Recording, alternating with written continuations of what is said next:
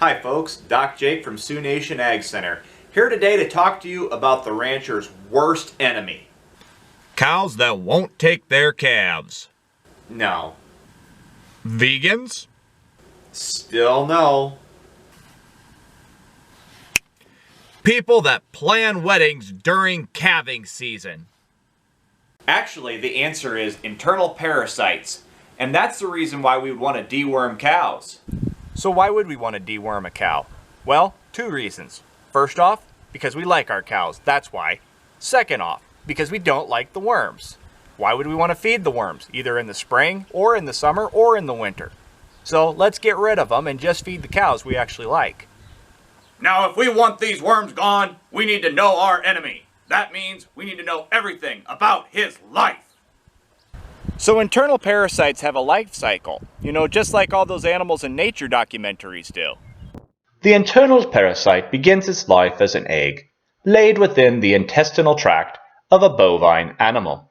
This egg is then passed out of the animal through its stool onto the pasture in which the animal resides. Hatching in the stool, the new larva now creeps and crawls and squiggly squalls all its way to the top of a nearby blade of grass. The bovine then ingests this larva-infested grass. This allows the larva to mature within the digestive tract of the cow, allowing it to lay more eggs and complete its life cycle. Cheeky bugger. So this worm life cycle is only really active during this period of time when the grass is growing. In the northern plains, think of especially between about Memorial Day and around 4th of July, maybe a little bit after. So when we deworm, we want our dewormer active during this time period, or to deworm just after that 4th of July so that we can take all the worms out of the system of the cow that are there.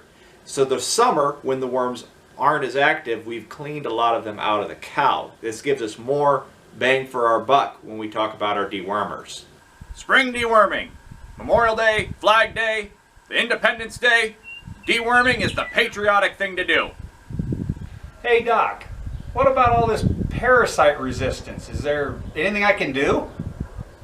I understand your concern, generic rancher Ron. When we talk about resistant parasites, we need to consider the type of product we're going to use and think about some management techniques that can help us prevent resistance. So when it comes to management options to keep resistance at bay, there's a couple of things that come to mind. First, how we graze influences how many worms the cows come in contact with. If we graze closer to the ground, those larvae don't have to move as far to get up to the top of the grass where the cows can eat them. Try to leave somewhere around 6 inches of stubble when you move from one pasture to the other.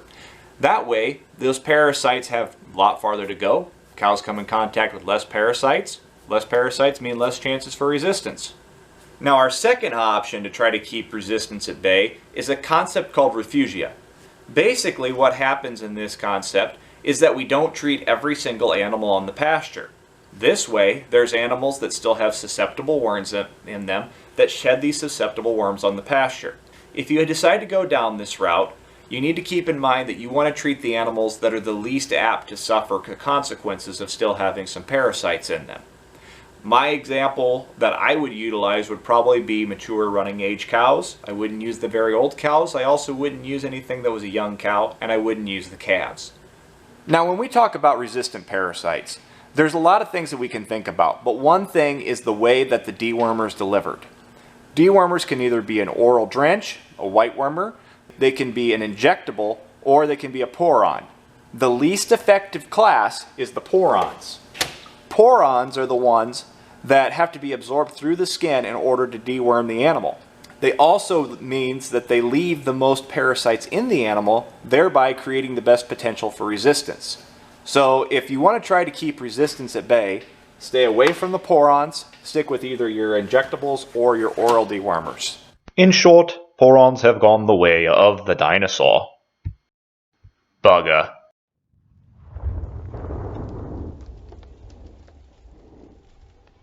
So folks, before you deworm your cows, either late this spring or early in the summer, reach out to the folks at Sioux Nation Ag Center. We can help you pick the product that works the best for your situation, limits the amount of resistance that you could have in your herd, and helps you feed that bottom line.